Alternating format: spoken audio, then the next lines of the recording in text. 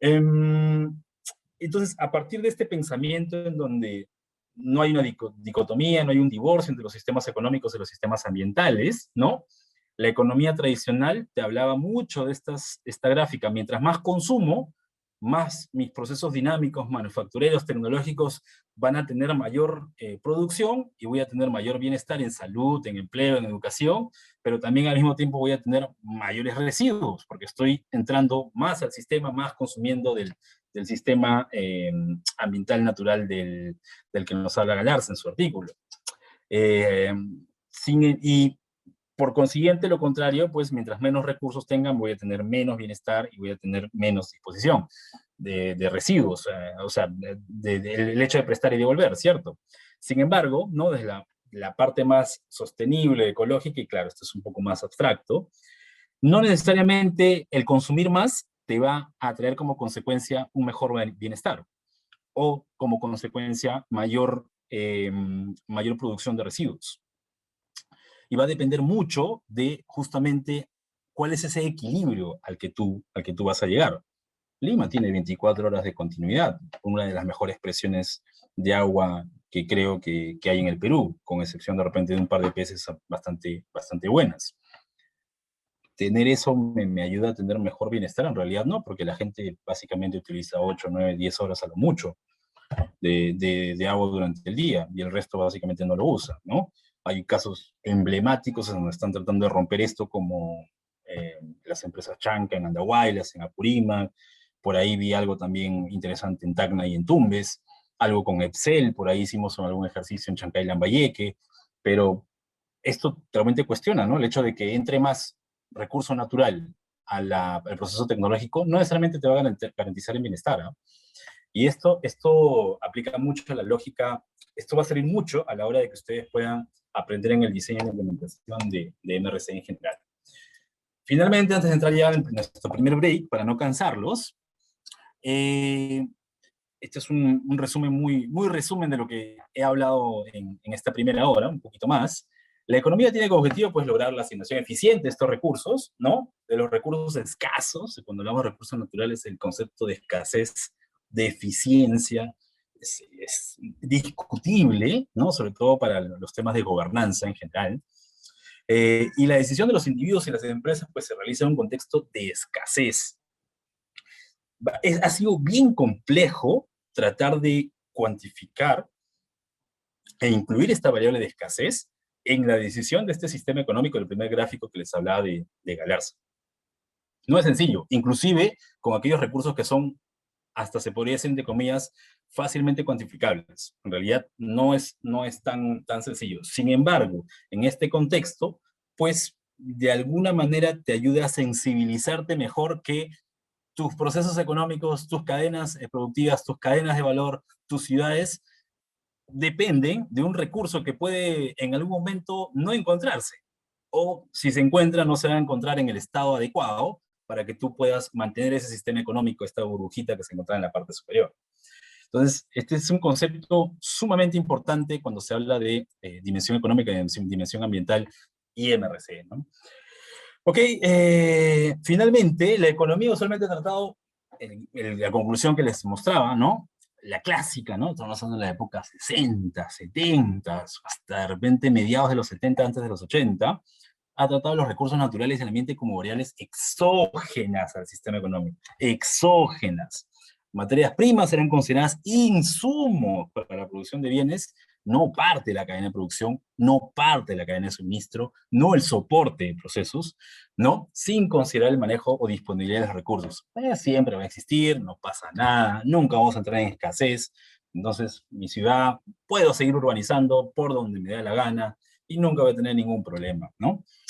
Eh, la función que cumple el ambiente y los recursos naturales en el desarrollo de las economías resulta evidente. Es más, hay algunos autores, creo que salió un paper sumamente interesante hace 2 semanas sobre esto, en cómo el PBI, el GDP en varias economías grandes en el mundo, ¿no? Por ejemplo, China, Estados Unidos, Francia, algunos países en Europa, tenían un GDP enorme, pero su disponibilidad de recursos naturales estaba por los suelos. ¿no? Inclusive ahí se hablaban de hacer unos PCA país a país.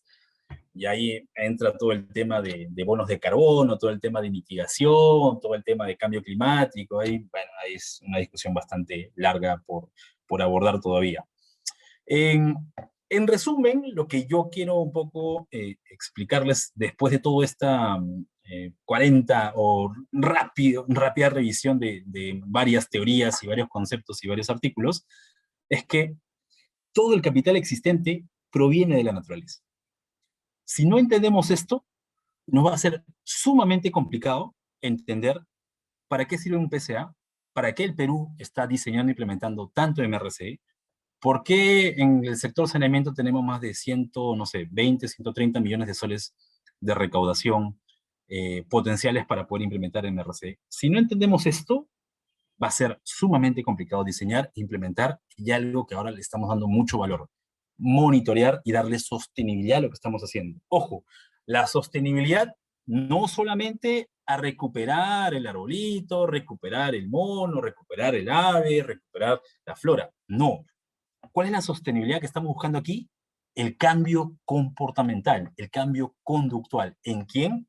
En algún agente económico que toma alguna decisión sobre el mercado de bienes, sobre el mercado de factores, sobre los consumidores, sobre proveedores de bienes y servicios, sobre la extracción de insumos y la disposición de residuos. Por eso la importancia de cómo los PCA, si bien es cierto, parte como un abanico de soluciones de conservación, se entiende desde la perspectiva de solucionar un problema que la economía clásica nos ha ocasionado hasta el día de hoy. ¿Ok? Entonces, eso básicamente es un poco el resumen de nuestra primera parte del módulo 1 de esta clase. Todo el capital existente proviene de la naturaleza. Todo el capital existente proviene de la naturaleza. ¿Ok? Muy bien. Antes de cerrar, ya para irnos a nuestro primer break, para no cansarlos, entonces, el profesor me ha dicho capital, pero hay varios tipos de capital.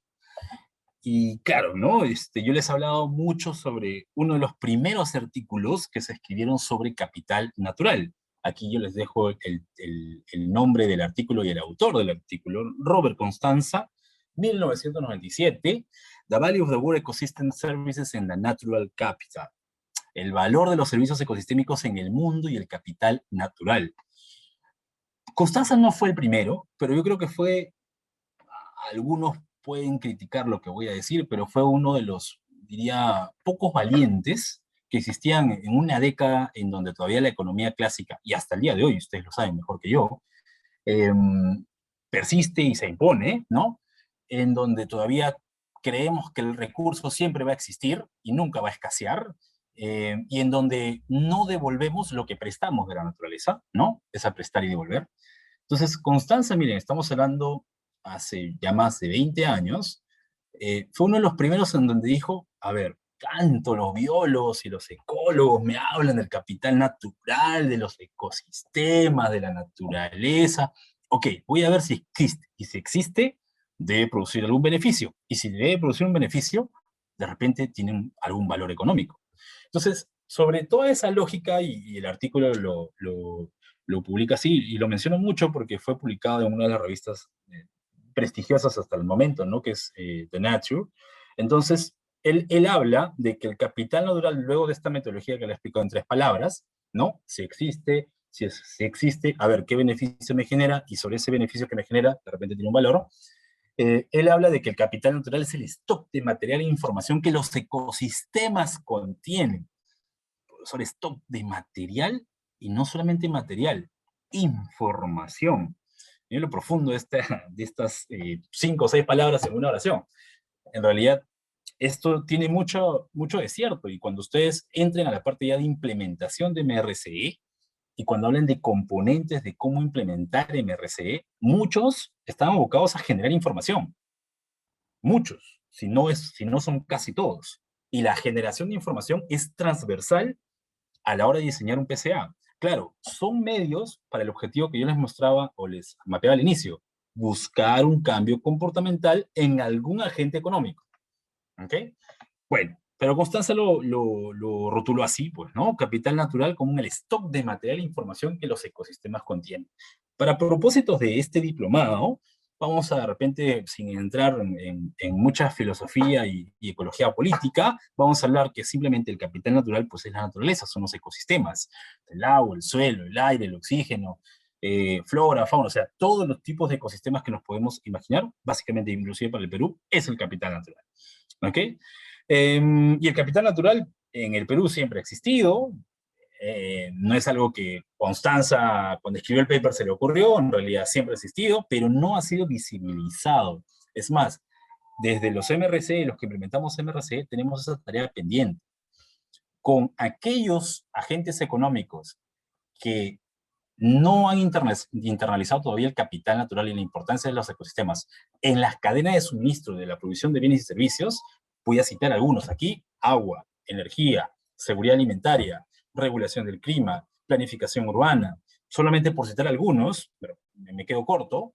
Todos, absolutamente todos, dependen del capital natural para ser más sostenibles, ser más eficientes y a partir de la provisión de bienes y servicios generar bienestar.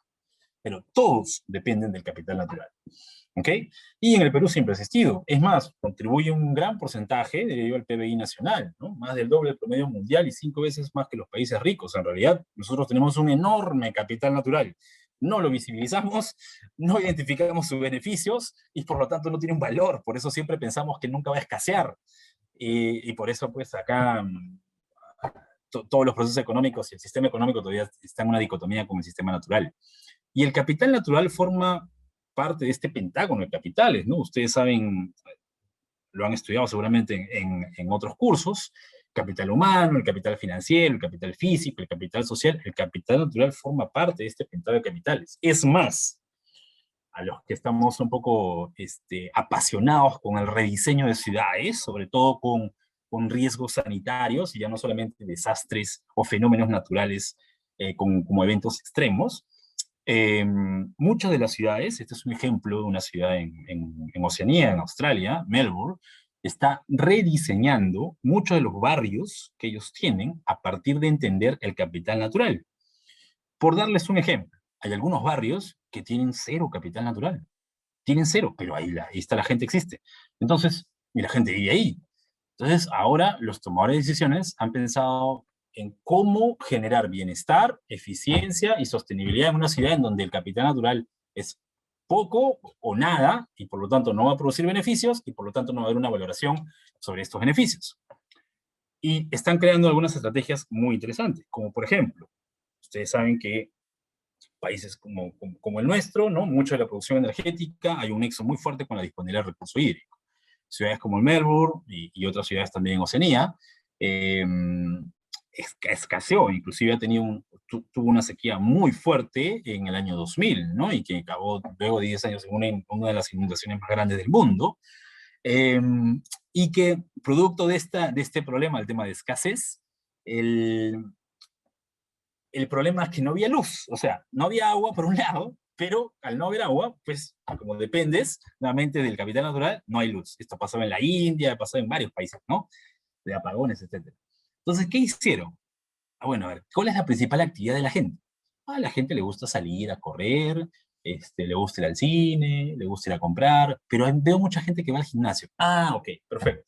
Entonces ahora el ciudadano va al gimnasio, ¿no? Haces tus ejercicios, pones tus máquinas, y los gimnasios ahora son proveedores de energía con justamente el movimiento y los ejercicios que tú haces en el gimnasio. Entonces, esto va a lo que nosotros tenemos como una central acá, creo, no me acuerdo ahorita cómo se llama, estas centrales de energía que tenemos en el Perú, que viene de distintas hidroeléctricas, y al final tenemos energía y ya no dependemos del capital natural. ¿Por qué no dependemos del capital natural? Porque, bueno, estás en una zona en donde son propensas a las sequías y vas a tener siempre el mismo problema.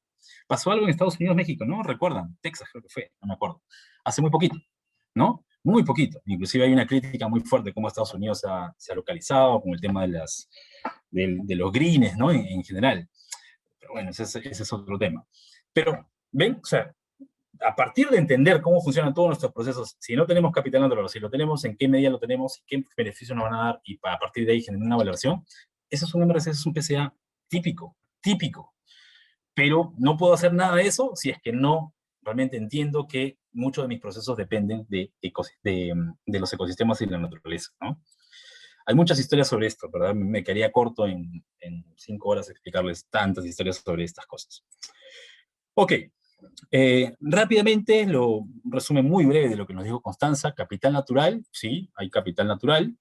Eh, Cuando hablamos de capital natural, hablamos de flora, fauna, suelo y agua, como de repente uno de los principales elementos proveedores o que forman parte de los ecosistemas del capital natural como un proveedor de servicios ecosistémicos. Sin entrar en eso, no voy a entrar todavía en detalle porque eso me gustaría hablar después. Eh, y capital natural, estamos hablando inclusive de acceso a la tierra, recursos forestales, agua, grassland, pesca, etcétera, ¿no? Todos los recursos que tenemos y de los que todos nuestros procesos actualmente dependen. Sin embargo, este capital natural está actualmente con muchos riesgos.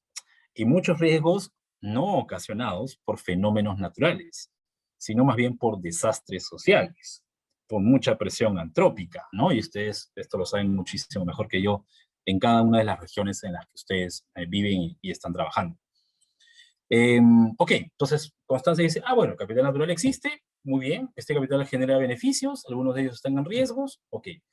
La pregunta del millón, y no sé si la tengo acá, sí creo que la tengo acá.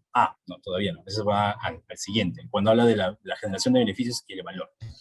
Quedámonos ahí con esta media parte del paper de Constanza. Entonces el capital natural existe y genera beneficios. Y de alguna manera está conectado con promover sostenibilidad, generar bienestar, ¿no? Alcanzar esa eficiencia en procesos. Ese es un grafiquito que utilizo mucho con mis alumnos de biocomercio de la maestría, en donde, claro, tenemos una cadena típica una cadena productiva típica, ¿no? De insumos, productores, industrias y mercado, ¿no? Pero, sin embargo, esta cadena tiene una base en el capital natural, algo que yo critico muchas veces a los tomadores de decisiones cuando se hablan, por ejemplo, de cadenas de valor. ¿Cuánta importancia le estamos poniendo al capital natural? No solamente la importancia de llamarla como tal, sino entender su estructura, describir su infraestructura, entender que existe una funcionalidad, estimarla, cuantificarla, en teoría es, perdón, en palabras cortas es sacar la mayor cantidad de números que puedas, y a partir de ahí esta va a generar bienes y servicios que al final se van a transformar en insumos, en productores, en industria, en mercado, etcétera, ¿no? Ahora, si lo ponemos nuevamente, como yo les ponía el consejo de siempre, cuando hablamos de MRC, ponerle una escala temporal y espacial, en un enfoque desde un enfoque de cadenas de valor. Si vemos esta cadena, desde el capital natural hasta el mercado, estamos hablando mucho de las cosas que nosotros tenemos en este sistema económico, en el mercado, de bienes y precios, etcétera, viene de lo rural. Nuestro capital natural está muy conectado al tema rural. En el Perú, por ejemplo, ahí creo que si no es todo, es casi todo, ¿no? Y viene de lo rural urbano. Y aquí nuevamente llamo la cita que yo les decía, ¿no? Del MRC, por ejemplo, de Piuray. El MRC de Piuray es un mecanismo que nace del campo a la ciudad, del campo a la ciudad, por un problema económico y de alguna manera promover un cambio comportamental en alguno de los agentes económicos. ¿Ok?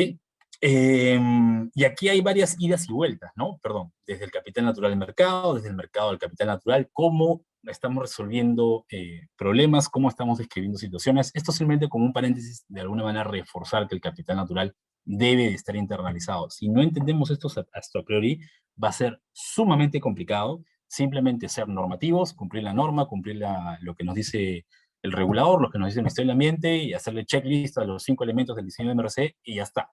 En realidad no habremos cumplido con la tarea, sino más bien parcialmente y solo con una norma. Entonces, la idea de este diplomado es que ustedes realmente le pongan corazón y internalicen el porqué, cuál es el detrás, ¿no? De esto, más que que el Estado y que el regulador o que el Ministerio me digan que tengo que hacerlo. Tiene que existir un porqué detrás de esto, ¿no? Ok, aquí les doy un ejemplo de un capital natural antes de irnos al break. Yo creo que ya nos podemos ir al break y podemos de repente tomarnos son 4:37, de repente unos hasta las 4:50. ¿Qué les parece? ¿Están cansados? ¿Ya se me durmieron ya? Hola, hola, ¿están ahí? Por favor, Sí, que me den una... sí, profe, claro Gracias, que Sí, sí. mira, gracias. Ahí Gracias, Jorge, estamos, ingeniero. gracias. Gracias, Giselle, gracias, muy amable. Gracias. ¿Qué les parece? Regresamos 4:50 y agradecería, estoy seguro que todos lo conocen, pero a ver, ¿de qué algo estoy hablando ahí, ¿no? En esta foto, que es Capital Natural. Y luego les cuento un poco la historia de por qué tomamos esta foto. 4:50, yo creo que deberíamos tener un delegado o delegada, ¿cierto? ¿Alguien se anima? Porque sí me gustaría coordinar directamente con esta persona para que de alguna manera tenga consenso. Ustedes tienen un grupo de WhatsApp, creo, ¿no? ¿Cierto? Sí, tenemos un grupo WhatsApp. Ah, ok, ok, perfecto. Entonces, de repente podemos decidirlo al final de la clase. Ok, nos tomamos 10 minutos, por favor. Regresamos 4:50 con exactitud, si es posible 4:49, para seguir con nuestros temas.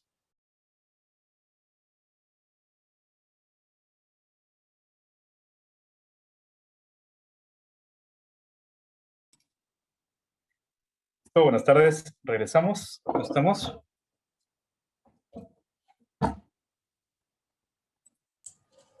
De Sí. acuerdo, luego podemos continuar. Gracias, Adriana. Ok, ¿estamos bien? ¿Listos? Roger, Wilson, Yandira, Sí, ingeniero. Sósimo. Perfecto. Bien, Listo. ingeniero, estamos de retorno. Gracias, gracias Gisela, gracias. Muy bien. Por favor, interrúmpanme en cualquier momento. Si quieren hablar de un caso específico, lo hablamos. ¿Ya? Saquemos el jugo a este momento sincrónico. ¿Ya? No hay ningún problema. Entonces, esta primera parte ha sido bastante teórica, pero la verdad que a mí me parece sumamente importante para que este trabajo que queremos hacer con este diplomado sea más allá que un cumplimiento normativo, sino más bien hay que encontrarle un sentido lógico del por qué estamos haciendo esto y la importancia de esto. Bueno, ahora vienen ya cosas un poco más prácticas, ¿ya? Más digeribles. Voy a intentar hacerlo lo menos teórico posible para que solo intentar darles lo que es relevante para los siguientes módulos también, ¿no? Ok, pregunta de repente muy, muy inocente. ¿Saben qué alga es esta, no? En la foto. Me imagino que la han consumido, ¿no? Mis colegas que han trabajado en ecosistemas altoandinos, en nevados, en sierras, seguramente la conocen. ¿Cierto? ¿Alguien se anima? ¿El Cuchuro. cuchillo, ingeniero, o el nostoc? El cuchuro nos toca, así es. Gracias, Angélica, muy amable. Correcto. Hay una historia muy bonita. Eh, son dos tesistas, hay uno que está haciendo más la parte del plan de negocio y hay otro que está un poco haciendo más la parte del capital natural y que ojalá que decanten una buena investigación. Esto es en la cabecera de Cuenca del, del Santa. 4.300, 4.500 metros sobre el nivel del mar, ¿no? Es alto. Y ahí, por otros motivos, pues nos encontramos con este Cuyuro, y que es muy interesante, inclusive ustedes pueden hacer la ruta del Cuyuro, ¿no? Como un elemento tan interesante que sale de la naturaleza, capital natural, puro capital natural, tienes aquí un recolector inclusive en una zona rural que hace un trabajo eficiente, que hace un trabajo sostenible, porque inclusive no quiere romper equilibrio, sabe cuánto extraer, sabe cuándo extraer, sabe cómo extraer, sin que la laguna deje de darle cuyuro en algún momento, y cómo este termina en otro tipo de productores, y luego en un mercado, y luego en los restaurantes, y al final decanta inclusive en la capital, ¿no? En algunos mercados de Lima, ya la gente está empezando a tomar su desayuno, sus jugos con cuyuro. Muy rico, ¿no? Muy, inclusive dice que tiene más calcio que la misma leche, ¿no? Muy, muy bueno. La ruta del cuyuro, ojalá que salga esa investigación. Si sale, pues se las comparto. Ustedes serán los primeros en leerla. Ok. Finalmente, esta primera clase, nos quedamos con este mensaje. Y aquí entramos ya al tema de servicios ecosistémicos. En la búsqueda de la sostenibilidad financiera, ambiental, una distribución de beneficios equitativa, ¿no? Y la eficiencia, pues estas tres cositas, ¿no? Sostenibilidad, eficiencia, bienestar a partir de la generación de beneficios, ¿no? Con todo este problema de la dicotomía del sistema económico, el sistema natural, etcétera, surge un concepto innovador que internaliza, o que intenta por lo menos internalizar, el capital natural dentro de la cadena productiva, la cadena de suministro, de diversas actividades que utilizan los recursos naturales, antes no mapeado por la economía clásica, como ya se los he comentado. Entonces, ¿no? Frente a este problema y frente a este objetivo, nace este concepto de servicios ecosistémicos que tienen ese propósito de internalizar, de que en la ecuación de la generación de bienes y servicios, necesidades básicas en general, esté ahí un cachito, una variable, una X, algo por ahí, una suma, una resta, en esa ecuación esté el capital natural. Entonces, eso es este concepto innovador de servicios ecosistémicos, de servicios ambientales, eso vamos a ver un poquito. Hay diferencia, no hay diferencia. Hay algunos autores que dicen que sí, otros dicen que no. En la práctica, la verdad que hay cosas también interesantes. Seguramente habrá un poquito de minutos para contarles sobre esto. ¿Ok? Entonces, ya entramos al tema de servicios ecosistémicos. Entramos a nuestro segundo subtema, prometo. El primero fue un poco largo y hasta puede ser aburrido. Yo intento de alguna manera hacerlo lo más útil posible para la parte práctica, pero hay una serie de escuelas y autores y papers al respecto.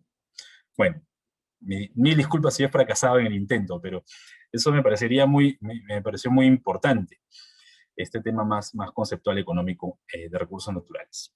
¿Ok? Entonces entramos a este segundo subtema, biodiversidad, funciones ecológicas y servicio de los ecosistemas. Aquí hay dos palabras dos palabras clave que me gustaría enfatizar. Cuando hablamos de servicios ecosistémicos hablamos de beneficios y de beneficiarios. ¿Ok? Ojo que mis palabras clave están focalizadas a lo que ustedes vayan a ir aprendiendo en los próximos módulos. ¿Ok? Por eso estoy tratando de enfatizar esto. Beneficios y beneficiarios en el tema de servicios ecosistémicos. Ok. Partimos por algo muy simple, y ustedes ya esto lo saben, los ecosistemas formados por comunidades plantas, ¿no? Parte biótica, no abiótica, interacciones, y tiene una serie de beneficios de capacidad de autorregulación, adaptación, etcétera. A ver, de todo esto, ¿qué es lo que a mí me interesa con el tema de los MRC? Y paso a la siguiente slide. ¿Ok? Un ecosistema, un sistema natural, ¿no? Que consiste en, ¿no?, estos factores bióticos y abióticos, ¿no? Factores físicos no vivos dentro del ambiente, ¿ok? Más grande que una comunidad de especies. Acá estamos ya un poco tratando de tocar el tema de escala, aunque ustedes no lo crean, cuando ustedes lleven el módulo de implementación, inclusive muchos colegas nuestros, que trabajan en el tema ambiental, ¿cuánto implementar? Tienes una cuenca de 300, bueno, tienes un área de intervención en 3 cuencas de 300.000 hectáreas, ok. Profesor, yo voy a intervenir en un ecosistema, ok. Entonces, si tu enfoque es de cuenca, vas a encontrar más de un ecosistema. Ok, entonces, ¿dónde vas a intervenir? Ya voy a intervenir solamente en esta zona de bosques y de pastos. Ok, ¿y por qué? Bueno, porque no es tan grande, pues, ¿no? Pero no hay una lógica, no hay una, digamos, no hay un sustento técnico detrás, aunque ustedes no lo crean, que ahorita lo conversamos, y ustedes van a decir, no, profesor, todos los ecosistemas están interconectados, no solamente se puede abordar un solo ecosistema, si vamos con el enfoque de paisajes, si vamos con el enfoque de cuenca, tenemos que abordar ecosistemas estratégicos, porque hay cierto dinamismo, migración de especies, factores climáticos, ¿no? Claro, eso es bonito en la teoría, pero a la hora de que, ojalá, creo que la parte de implementación ya no la llevan conmigo, pero la van a llevar con excelentes profesores que trabajan mucho este tema, van a encontrarse con estos obstáculos. Se lo digo por experiencia. Por ejemplo, actualmente, no más allá del jueves o viernes, yo vengo dando asistencia técnica a más o menos 20 proyectos de inversión pública verdes bajo el esquema de MRC para la empresa CEAPAL, y más allá de una docena de contratos MRC, que es otra historia, bajo el esquema de MRC CEAPAL. Y muchos de los formuladores a los que tercerizamos este proceso no entienden esta lógica, ¿no? Porque, claro, entienden mucho de SNP, o de invierte ahora, perdón, pero no entienden esta lógica, ¿no? Pero, profesor, tienes ahí 1000 hectáreas, ya, pues interven en... ¿Cuánto tienes de plata? 1 millón de soles. Ah, ya, pues interven 50 hectáreas, un poquito acá abajo, un poquito acá arriba y un poquito en la parte, en la cabecera o en la parte media de la cuenca. Bueno, entonces, este concepto es bien importante, ¿ah? Muy importante. ¿Ok? Entonces, el tema del ecosistema, sistema natural, biótico, abiótico, más grande que una comunidad de especies, pero más pequeño que una biosfera, límites difíciles de definir y hasta cierto punto arbitrarios. No sé cuántos de ustedes coinciden conmigo. Eh, para los que trabajamos y los que hemos trabajado MRC hídricos,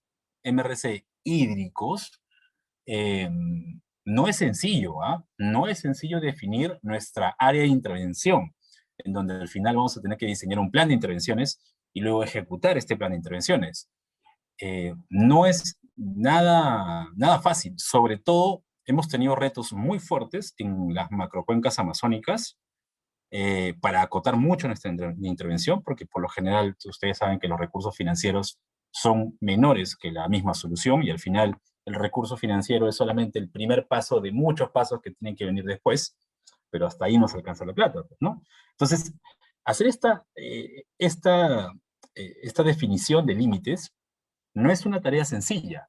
Pero, profesor, la cuenca funciona como un ecosistema. Y si usted está hablando de MRC hídricos, pues ataque la cuenca. Ok. Pero a ver, pues la cuenca en Madre de Dios, en Ucayali, en el Nanay. A ver, pues, a ver esas cuencas, ¿cómo vas a trabajar? Inclusive no solo ahí. Imagínense Chirapiura, Chancay Lambayeque, la misma Tambomuqueo, Quilcachili, eh, Urubamba. O sea, son cosas muy complejas, ¿ah? Muy complejas. Entonces, no tomar a la ligera esto. Yo, cuando he tenido la oportunidad de enseñar con el Ministerio de Economía cómo formular PIB verdes, con intervenciones verdes, este era uno de los temas tenía muchos ejercicios con los formuladores para que puedan definir primero espacialmente cómo se delimita una cuenca, a partir de división de montaña, etcétera, pero luego empezar a ver dónde estratégicamente tendrías más beneficios o serías más costo efectivo. Y eso parte de entender cómo funcionan los ecosistemas. Y sobre todo la parte no visible, ¿no? La parte media invisible, hasta en la parte hidrológica hablamos de la parte media subterránea o subsuperficial. Entonces, no es un punto nada sencillo, por eso yo lo acoto acá, y lo van ustedes de repente a ver con mayor claridad cuando vean el tema de implementación, ¿ok? Entonces, ecosistemas, límites difíciles de definir y hasta cierto punto arbitrarios. Es un concepto que sí me gusta mucho, el tema de que esa definición inclusive puede ser media subjetiva, media arbitraria, ¿no? Son sistemas abiertos, con enlaces importantes a sistemas vecinos. ¿Cómo les encanta a mis amigos antropólogos cuando digo esto, ¿no?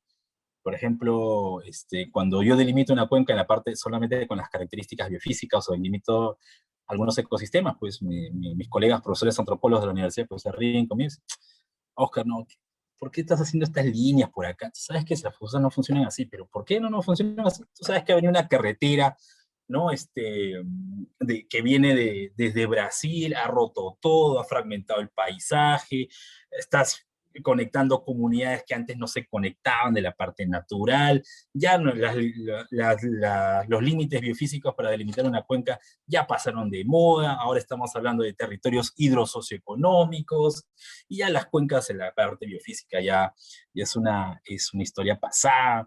Entonces, es bien fuerte, claro. Mi argumento de aquí es básicamente un tema más ecológico, ¿no? Son sistemas abiertos, los ecosistemas se interconectan, hay migración de especies, inclusive, por no ver esto, si ustedes googlean un caso sumamente interesante que pasó en Quito hace algunos años atrás, de repente no más allá de 5 o 6 años, ¿no?